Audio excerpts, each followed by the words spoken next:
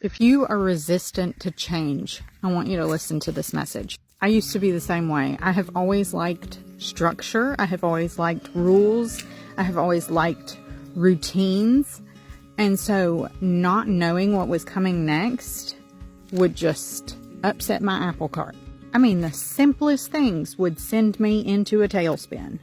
And as I've gotten closer to God, He has broken me of that, because you cannot predict what that man's going to do. He is constantly keeping me on my toes. But I've gotten to a point where I've learned to just roll with it, because His ways are higher than my ways. His thoughts are higher than my thoughts, and I have learned to trust that. I've been reading in the Old Testament lately, and I've gotten to the point where the Israelites are in the wilderness, and they have set up the tabernacle, with all of the curtains and the tent poles and things like that. But they have to tear it down and move it every single time God moves. He would appear to them in this cloud that would hover over the tabernacle.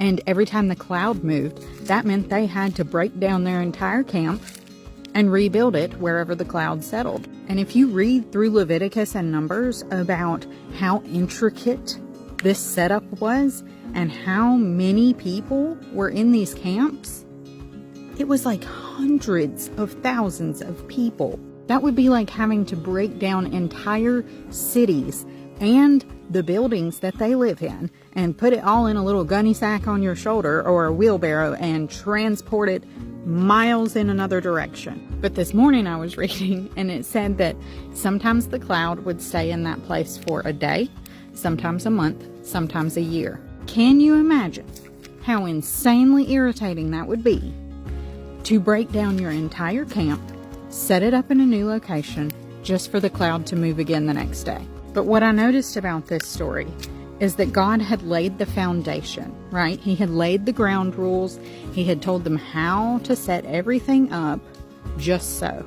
And then He taught them how to move when He moves. So if you feel like He's already set up the foundation in your life, He's already laid all the groundwork, you might be in a season where He's saying, okay, now you move when I move, no matter how inconvenient that move may be.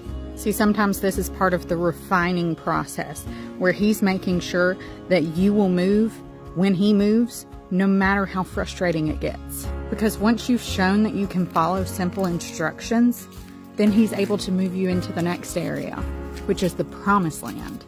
If we ever want to see our promises come to pass, we have got to learn to move with the Spirit of God. Otherwise, we could be wandering around in circles for the next 40 years, just chasing our tails. God is going to deliver on your promise when and how He is ready to do it. But you have to be the one that learns to move with Him. If you're interested in diving deeper into subjects like this one, check out my podcast. You can find it in my profile.